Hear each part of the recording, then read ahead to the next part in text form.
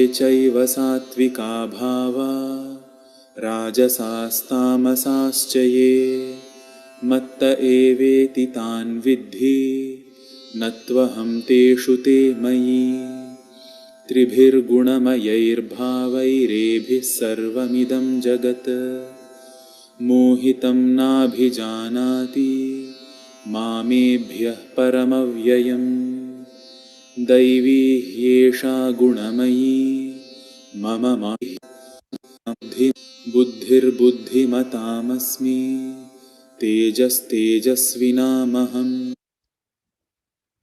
मैं hidden meaning परातत्व, मैं परा ही सभी भूतों का, संपूर्ण जगत का बीज हूं, बुद्धिमानों की बुद्धि हूं और तेजस्वियों का तेज हूं। Consciousness is fundamental. हमारा फोकस परा नेचर कॉन्शियसनेस पर जाए। अगर हम ज्ञान विज्ञान योग पढ़ रहे हैं और समझ रहे हैं तो ये चैव सात्विका भावा राजसास्तामसाश्च ये मत्त एवेति तान् विद्धि न त्वहं तेषु ते मयि। या च एव सात्विक भाव, रजस्य भाव,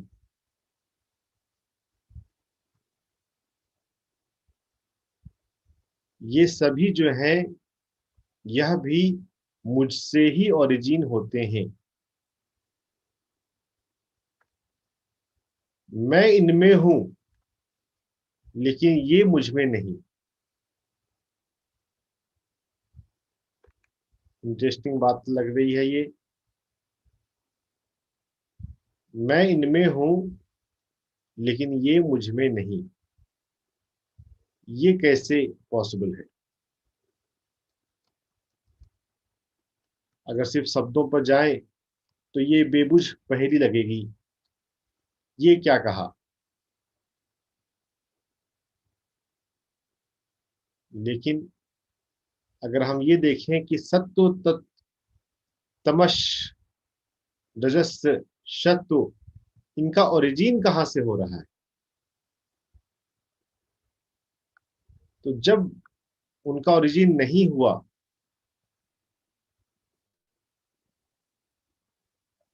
तब भी तो चेतना एग्जिस्ट कर रही है।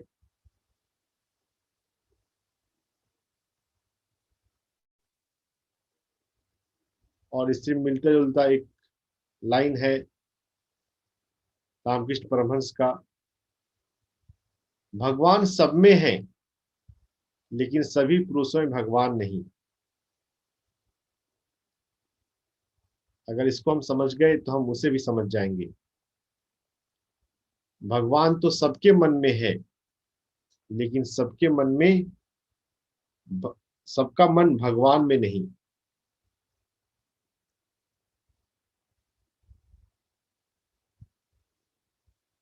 अगर एक्सटर्नल पर ही फोकस ज्यादा हो तो ये एक्सटर्नल का ओरिजिन कहां से हो रहा है उससे हम चूक जाते हैं।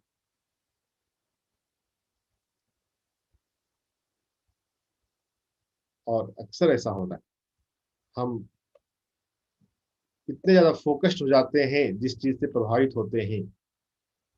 कभी हम सत्व भाव से प्रभावित होते हैं, कभी हम रजस भाव से प्रभावित होते हैं, कभी हम तमस भाव से प्रभावित होते हैं।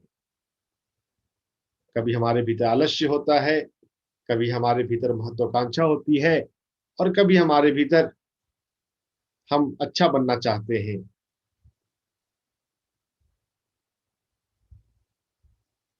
जो अच्छा बनना चाहते हैं, अगर अच्छा बनने के चक्कर में उससे भी अगर अटैच हो जाते हैं तो उसका पार क्या है, वो कहां से आया है, वो नहीं देख पाएंगे।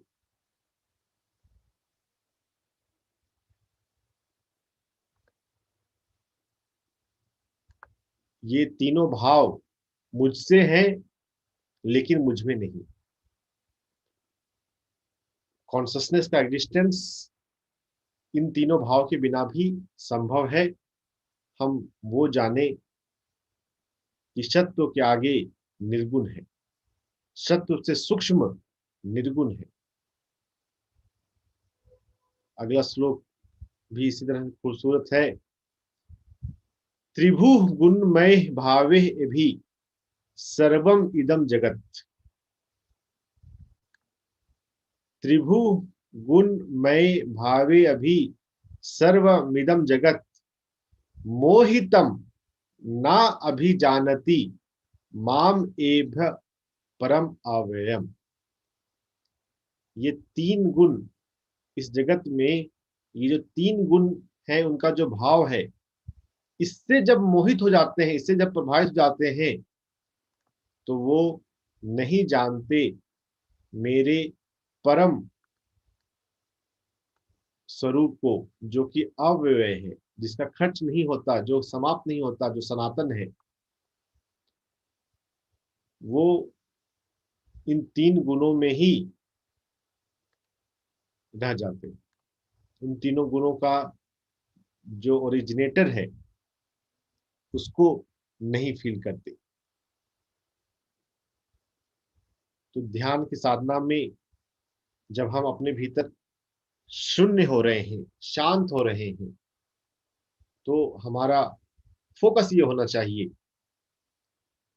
जो मेरे भीतर मन में जो विचार उठ रहे हैं वो कहाँ से उठते हैं, मेरे भीतर जो आलस्यपन आता है वो कहाँ से आता है,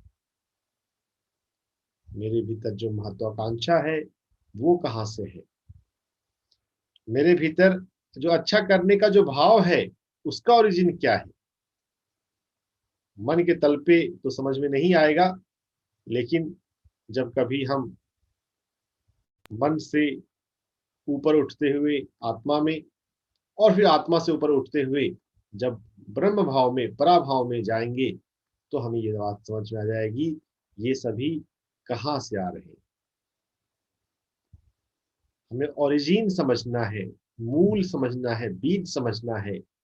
सबका बीज वही है, ब्रह्म तत्व।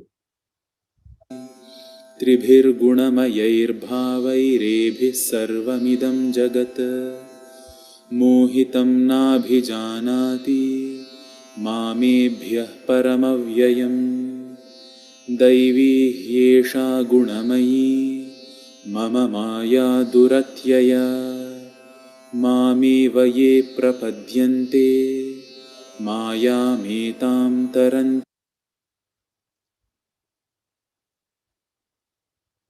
तीन गुणों की मेरी माया, ये देखिए कितने इंटरेस्टिंग बात है। हम जिससे लड़ रहे हैं, जिससे हम आजाद होना चाहते हैं, जिससे हम फ्री होना चाहते हैं, उसको भी बता दिया वो मेरी माया है, मम माया।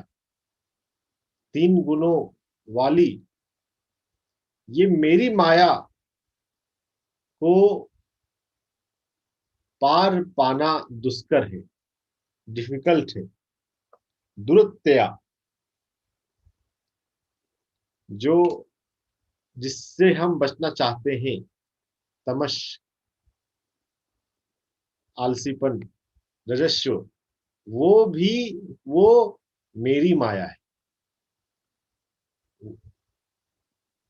जो सो कॉल्ड बैड है वो भी उसी से आया है। अगर हम यह बात समझें तो हम बुरे लोगों से, जिनसे हम परेशान होते हैं, उनसे हम परेशान होना बंद कर देंगे। अगर किसी के व्यवहार से हम दुखी हैं, उससे उसको हम बचना चाहते हैं, तो हम बचने का भाव बंद हो जाएगा, क्योंकि वह भी तो उसी से आया है। जो मेरी शरण में आता है, माम एव ये प्रपद्यन्ते, जो ब्रह्म की शरण में आता है, जो इन तीनों का जो ओरिजिन है उसको समझता है, उसकी शरण में जाता है, उसको कल्टीवेट करना चाहता है, उसकी शरण में आता है, वो इस माया से तर जाता है। ये माया कहाँ से आ रही है? ये माया भी उसी ब्रह्म से आ रही है, उसी भगवान से आ रही है। हम जिससे बचना चाहते हैं वह भी तो भगवान की ही लीला है, भगवान का ही खेल है, तो उससे भागो क्यों? इसलिए कहते हैं भागना नहीं है, जागना है। फोर्सफुली अवॉइड नहीं करना है, समझना है, देखना है, उनकी शरण में जाना है जो ओरिजिन है, जो फंडामेंटल है, जो ब्रह्म है। ब्रह्म को समझना, पहले एक श्लोकों में आया था ना, भजना, भासना और जानना, देखना और जानना। जब हम भजते हैं तभी तो हम शरण में जाते हैं, बिना भजन का शरण में नहीं जा सकते। मामेव ए प्रपद्यन्ते, जो मेरी शरण में आता है, मेरी मतलब अब आउट ऑफ ब्लू पढ़िएगा और फिर मोर पंख वाले बांसुरी वाले कृष्ण को मत समझ लीजिएगा। ये पूरी रामायण चल रही है, उसके बाद फिर पूछे कि सीता कौन, तो फिर अच्छी बात नहीं होगी। पूरी गीता श्लोक बाय श्लोक हम करते आ रहे हैं, और फिर बीच में अगर सिर्फ ये श्लोक सुने और बोले कि हाँ कृष्ण भगवान की शरण में जाओ, जब भी कुछ माया से परेशान हो तो हरे कृष्णा करने लग जाओ, तो माया से तर जाओ, तो फिर आप मतलब नहीं समझे। हम इन श्लोकों को शुरू से जब करते आ रहे हैं, मतलब समझें। ब्रह्म भाव जो इस पूरे जगत का ओरिजिनेटर है। कोई पर्सन गॉड तो ओरिजिनेटर नहीं हो सकता। उस पर्सन गॉड का ओरिजिन एक माता पिता के शरीर से हुआ है। हाँ, बताने के लिए ठीक है, बोलने के लिए।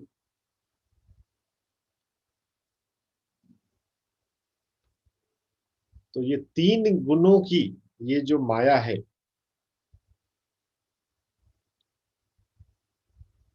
ये दिव्य भी है।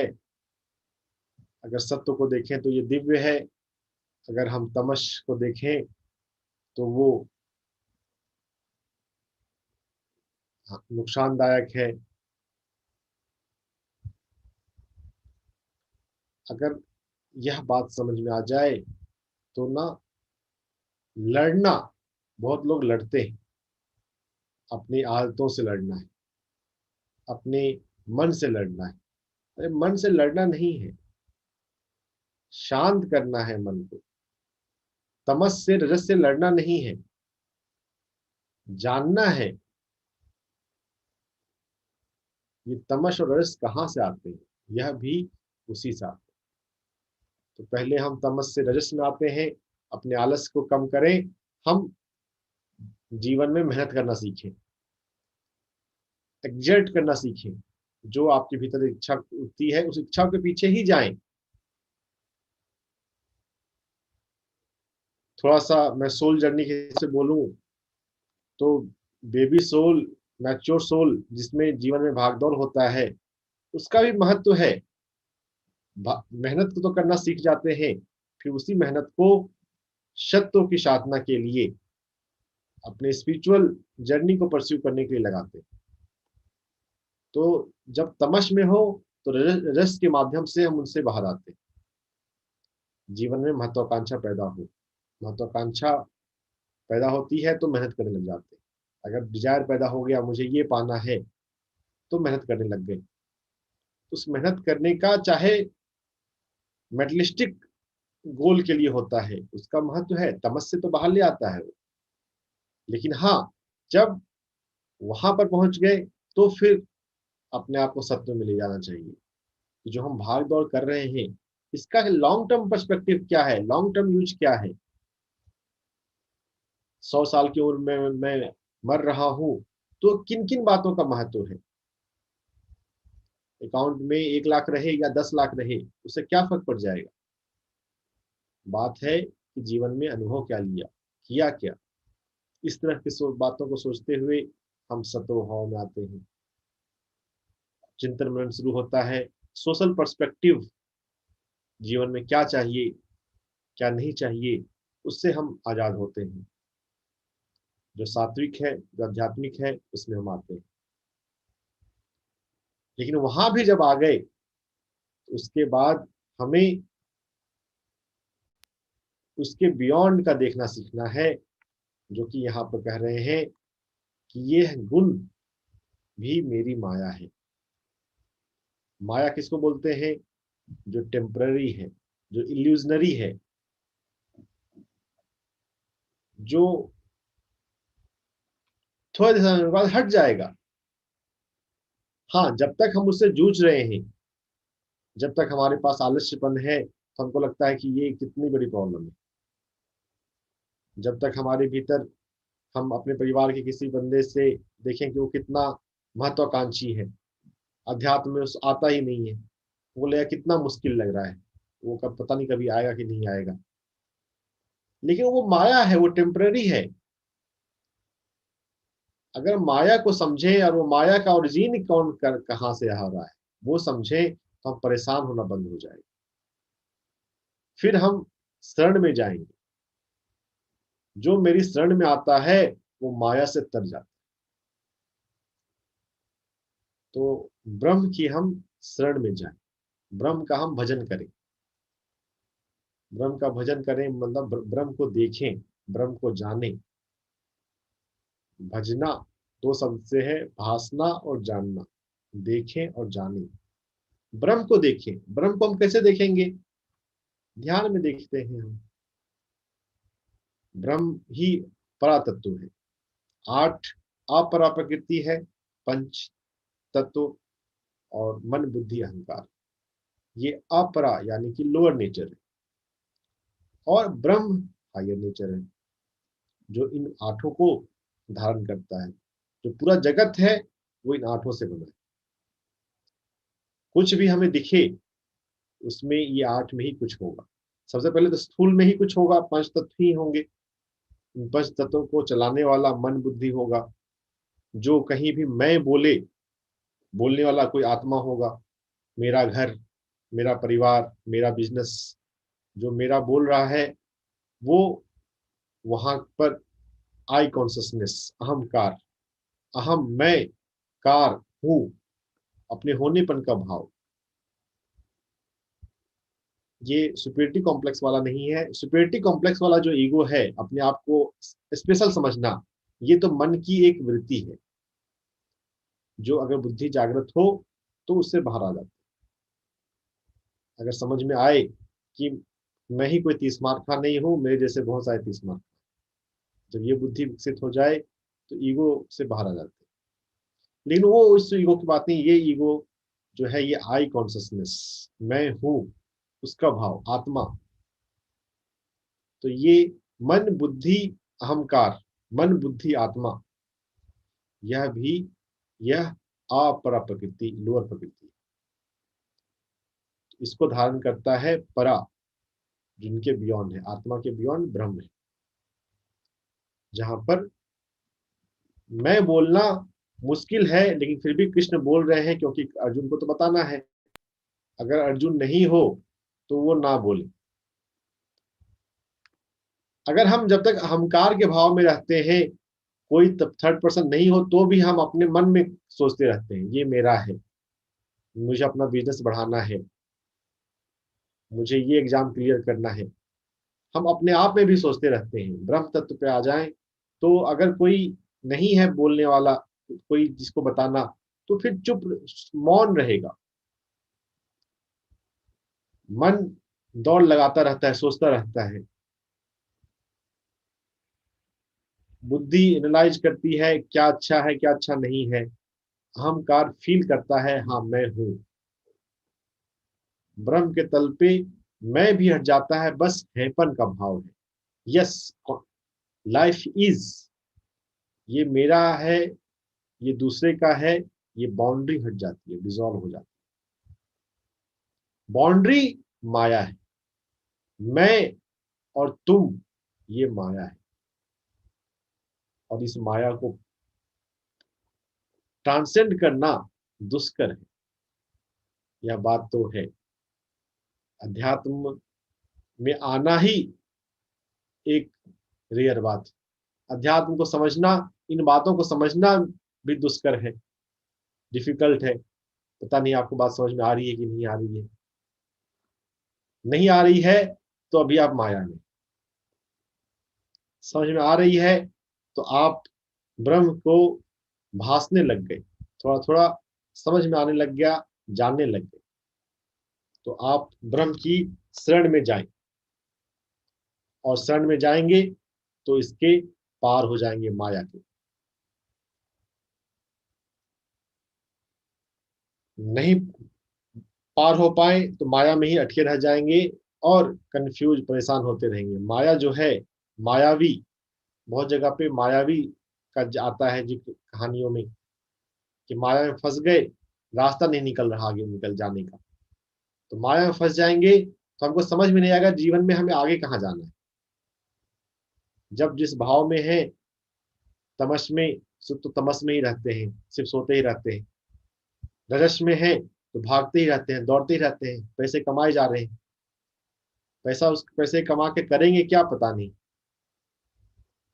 और रजस तत्व का एक अच्छा एग्जाम्पल, कि रोड पे गाड़ियां आती हैं तो कुत्ते दौड़ते हैं। क्यों दौड़ रहे हैं पता नहीं, थोड़ा देर दौड़ेंगे फिर रुक जाएंगे। तो रजस तत्व वही है। हम जीवन में दौड़ रहे हैं, क्यों दौड़ रहे हैं पूछो तो क्योंकि दूसरे दौड़ रहे हैं। क्योंकि मेरे माँ बाबूजी दौड़ रहे थे तो मैं भी दौड़ रहा हूँ। चिंतन मनन करने लगे तो फिर हम आ जाएंगे उसकी शरण में। जो मेरी शरण में आता है वो इस माया से तर जाता है। माया से तरना है तो हमें उसकी शरण में जाना है। किसकी शरण में? जो इन इन तीनों का ओरिजिन है, जिन तीनों का बीज है। बीज क्या है? कॉन्सियसनेस, ब्रह्म।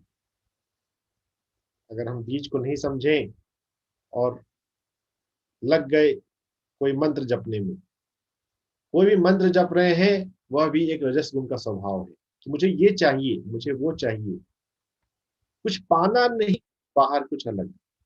बस हमें जान लेना है अपने आत्म तत्व को, ब्रह्म तत्व को।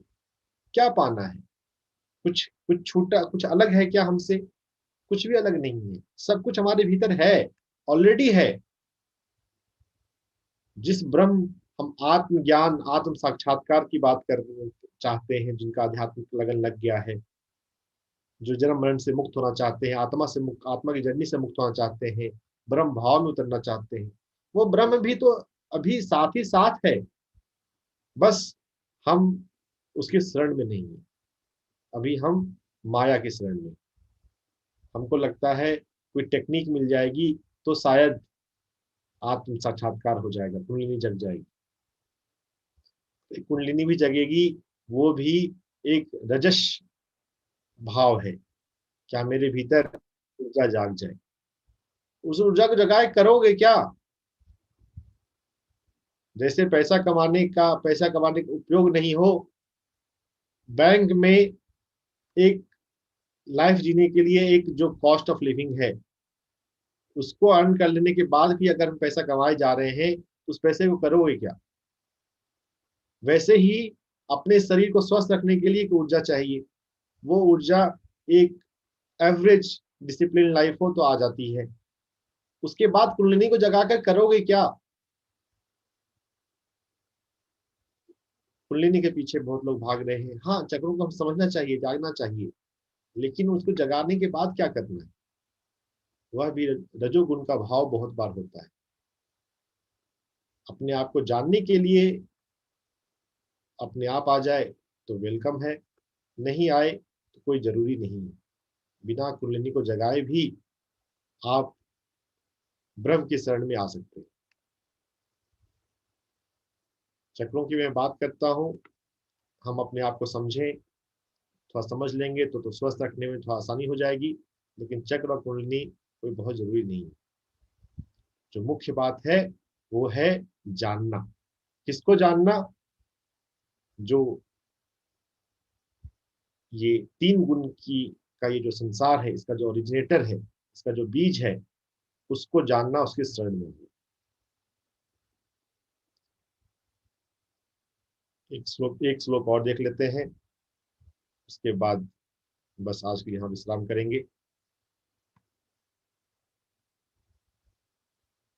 ते न मां दुष्कृतिनो मूढाः प्रपद्यन्ते नराधमाः माययापहृतज्ञाना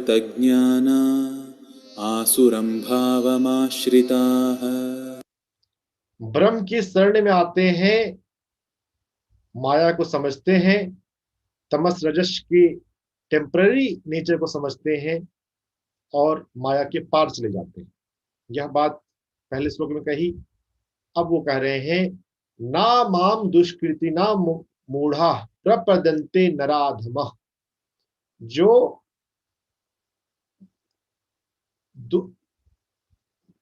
दुष्कर, जो गलत काम करने वाले लोग हैं, जो मूढ़ हैं, जो कम समझते हैं, मूढ़, नासमझ, नरों में जो अधम है, लोअर नेचर के हैं, लोअर प्रकृति के हैं, वो मेरी शरण में नहीं आते। ना माम प्रपद्यन्ते।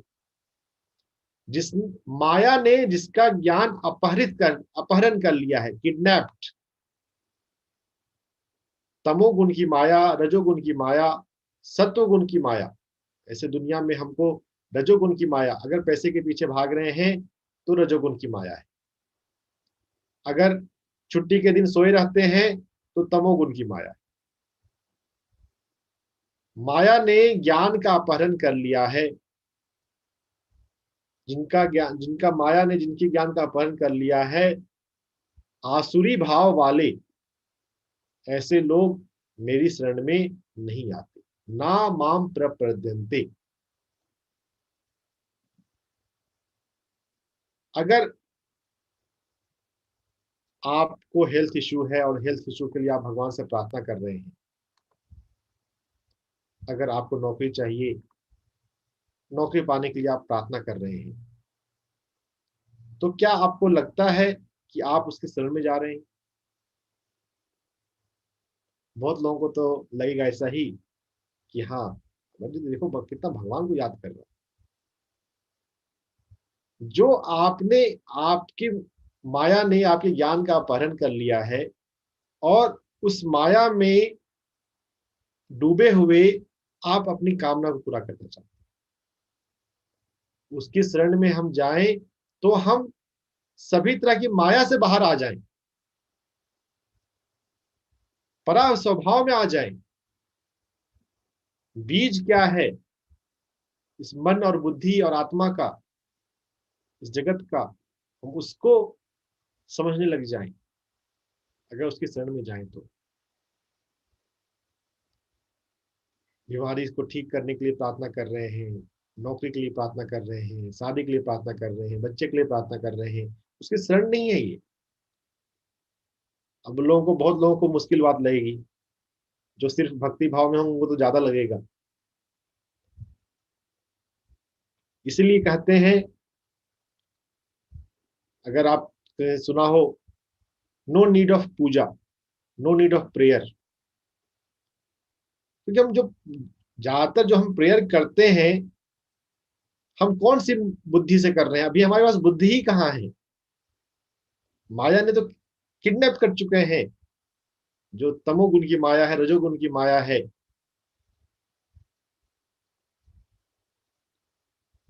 शतोगुण की माया भी होती, दूसरों के दुख को देखकर पीड़ित हो जाना,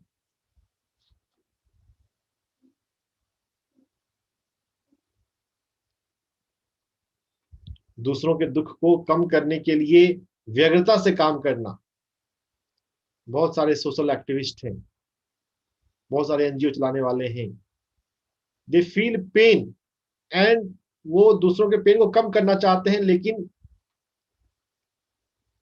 ज्ञान नहीं है तो उन तरीकों को अपना रहे हैं जिससे कोई बहुत ज्यादा फायदा नहीं होता। यहाँ पर जो सोशल एक्टिविस्ट हो, जो एनजीओ चलाने वाले हो, उनको तकलीफ लगेगी बात। अगर जागरण नहीं हुआ बोध का कि इस तमस रजस और सत्व के अलावा भी कुछ मेरे भीतर है, तो बाहर बदलने से वो कितना स्थायी रहेगा। आप एक प्रॉब्लम से बाहर निकाल दोगे, फिर वो दूसरे प्रॉब्लम में फंस जाएगा। एक बीमारी ठीक कर लोगे, दूसरी बीमारी में पड़ जाओगे। तमोगुण का एक भाव छूटेगा तो तमोगुण का दूसरा भाव पकड़ लेगा। पहले फुटपाथ पे सोते थे, अब एसी में सोने लग जाओगे, बस यही होगा। जागना, जानना, देखना अपने भीतर गहरे और गहरे। हर दिन, हर ध्यान में हम थोड़ा और गहरे उतरे। आपका आपका हर मेडिटेशन पहले मेडिटेशन से थोड़ा अधिक डीपर हो, थोड़ा अधिक बात आपको समझ में आए, अधिक बात आपको क्लिक करे, अंदर ज्ञान प्रस्फुटित हो, आत्मज्ञान और ब्रह्म ज्ञान। पहले तो आत्मज्ञान ही हो जाए,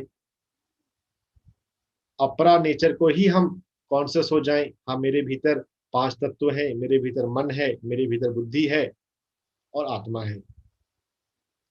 अपने इस एट नेचर को भी समझ लें तो भी बड़ी बात है। हम तो बस माया में डूबे रहते हैं और भागते रहते हैं। गाड़ी आई और दौड़ लगाई। क्यों दौड़ लगाई? अगर पूछो तो जवाब नहीं। लोग भाग रहे हैं, उनसे पूछो क्यों भाग रहे हो, तो जवाब नहीं देंगे, नहीं दे पाएंगे।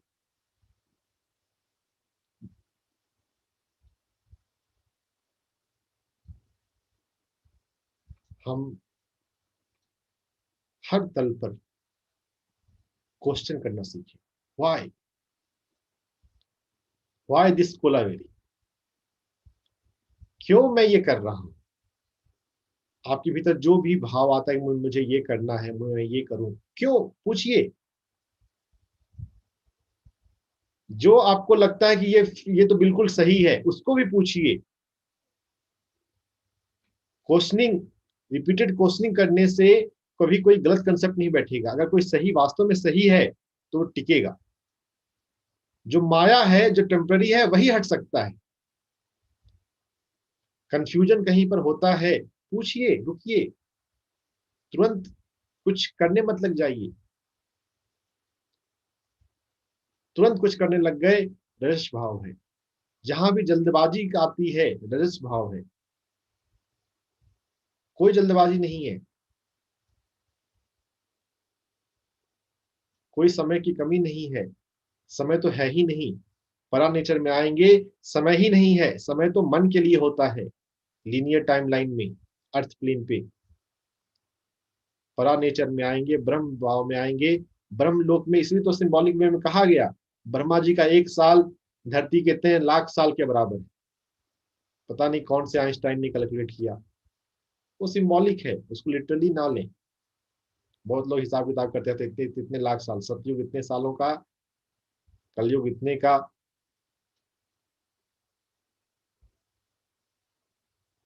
बस बात यह है कि टाइम, जो टाइम हम समझते हैं वो टाइम वास्तव में तो नहीं है। टाइम भी माया है। अब हजम करना मुश्किल होगा। टाइम माया है, टाइम इल्यूजन है, देयर इज नो टाइम। पूरा नेचर के लिए जाग गए, देयर इज नो टाइम। इसीलिए तो हम योगियों के लाइफ को पढ़ते हैं तो हमको इतने सारे मिरेकल स्टोरी सुनने को मिलते हैं, क्योंकि कोई लिमिटेशन नहीं है। कोई कोई बात को पकड़ के नहीं रखे। कृष्ण सूरज को डुबाने का भी लीला कर देते हैं, जयद्रथ का वध करना है तो टाइम पीछे हो गया।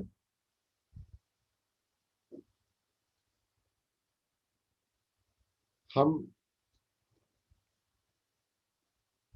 उसके शरण में जाएं जो इन सभी का ओरिजिनेटर है, ब्रह्म।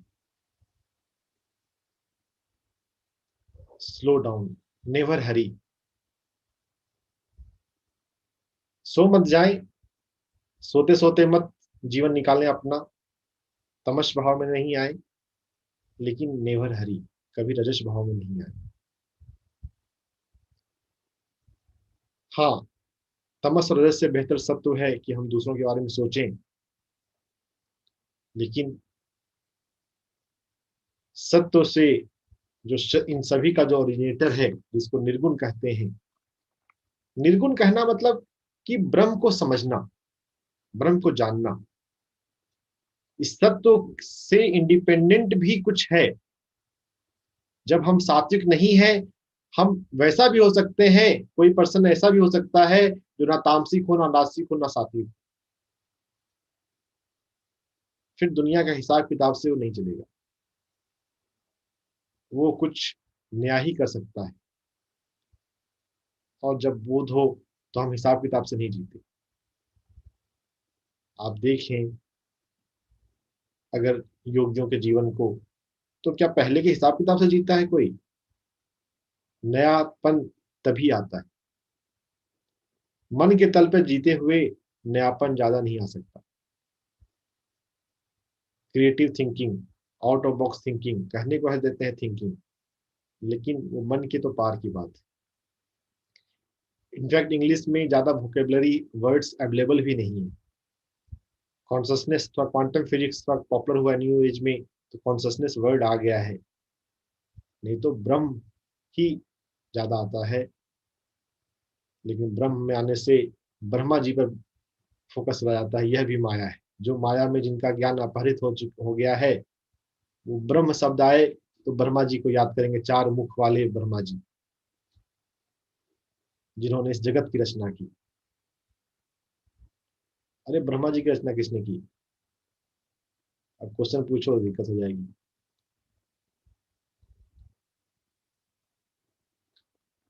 तो माया ने ज्ञान का अपहरण कर रखा है, ये बात हम समझ लें। और ये माया किनकी है? ये माया भी, ये माया जिसकी है उसकी शरण में जाए। माव एव ये प्रपद्यन्ते मम माया। ये जो अलग अलग माया है, तमोगुण की माया, रजोगुण की माया, सत्वगुण की माया, ये माया किसका है उसकी शरण में जाए। समझाने के लिए, बताने के लिए बहुत बार बोल देते हैं इष्ट की शरण में जाओ, जिनको आप मानते हो उनको शरण में जाओ, बस इसलिए कि एक स्टेप तो आगे बढ़े। बहुत बार बातें जो कही जाती हैं, वो हम पूछने वाला जिस लेवल पे है, वो जितनी बातें समझ सकता है उस हिसाब से बात बताई जाती है। ठीक है, साईं बाबा को मानते हो ना, साईं बाबा को याद करो, जब डर लगे साईं बाबा को याद करो, डर लगे हनुमान चालीसा चलाओ। सब कुछ तो तमोगुण से वो बाहर आए। लेकिन अगर हमको वास्तव में जानना है, ज्ञान विज्ञान योग है। देखिए 7th चैप्टर में पहुंच गए। पहले चैप्टर की बातों को अगर हमने समझा हो, याद किया हो, ध्यान में रखें, तो हमें ये बात सब समझ में आएगी। अगर डायरेक्ट हम 7th को पढ़ने लगेंगे, पुरानी बातों को छूट जाएंगे, भूल जाएंगे, तो नहीं होगा। इसलिए मौका मिले तो पुराने चीजों को भी रिविजिट किया करें। तो समय निकालें। आप जो रजस की माया में हमेशा व्यस्त रहते हैं, उस रजस की माया से बाहर आए, थोड़ा समय निकालें और रिविजिट करें तो पहले के चैप्टर्स को समझें। आपको समझ में आ रहा है तो माया आपके ज्ञान का अपहरण नहीं करेगा। माया आपके ज्ञान का अपहरण नहीं करेगा। आप उसकी शरण में जाएंगे जो इन माया का ओरिजिनेटर है। तमोगुण, रजोगुण, सत्वगुण जहां से आ रहा है, ब्रह्म से, कॉन्शसनेस से, उसको हम समझ पाएंगे, उसको हम देख पाएंगे, उसकी हम शरण में जाएंगे।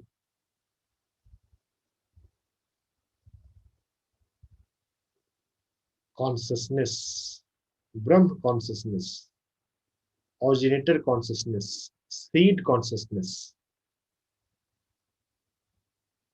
जो सब में है लेकिन उनमें नहीं।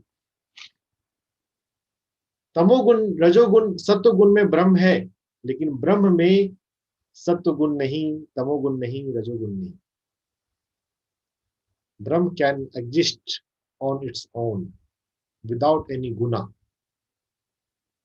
क्या हम बिना किसी गुण के रह सकते हैं?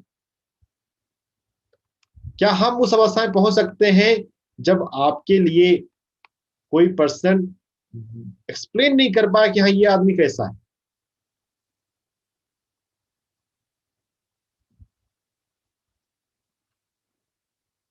तो आप उसके भाव रेजिडेंस में आने लग गए, ब्रह्म रेजिडेंस में। ब्रह्म को डिस्क्राइब करना मुश्किल है। कृष्ण ने डिस्क्राइब कर दिया, ये कृष्ण का ग्रेटनेस है।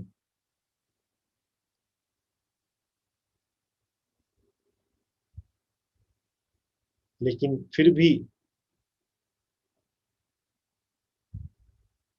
हम चांद की तरफ दिखाया जा रहा है, हम उंगली को पकड़ लेते हैं।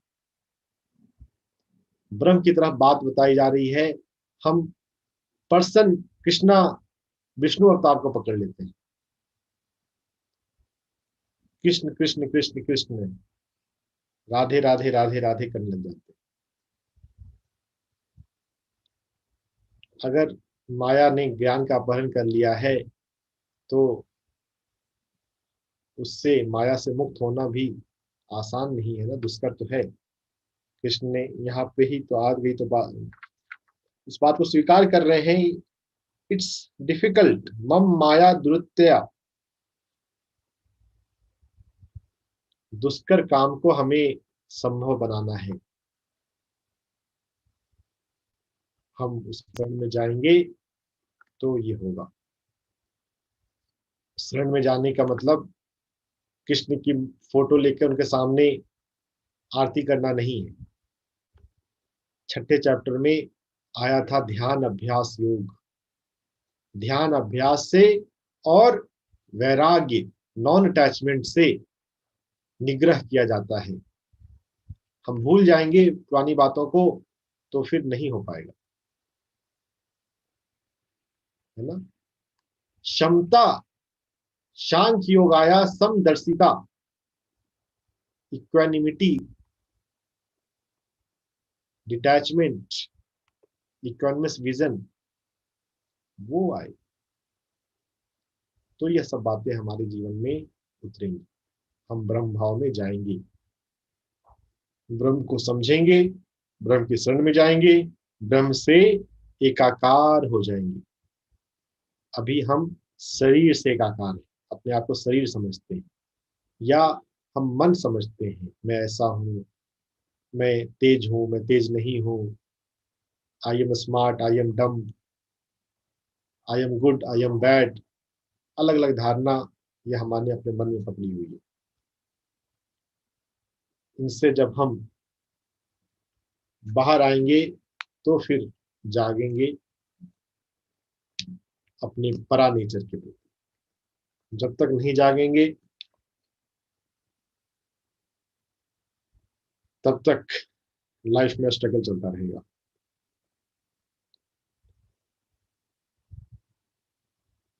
जागे हम, शरण में जाएं। किसकी शरण में बताइए?